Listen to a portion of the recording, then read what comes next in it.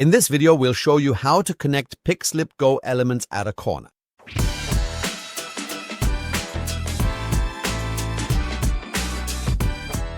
PIXLIP GO elements can be connected to each other very easily, and multiple elements only need a single power supply. Exactly how the wiring works is explained in a separate video. Now, we move both elements to about 5 centimeters apart and get the GoFlex connectors ready.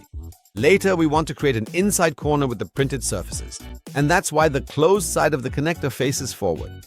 Now we slightly lift the first element and place it onto the flex connector so that the small spring snaps into the groove of the profile.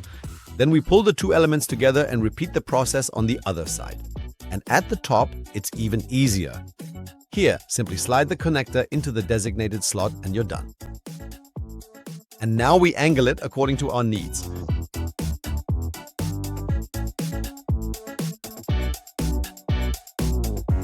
A perfect right angle, just the way we want it. Want more videos? You can find them at PIXLIP.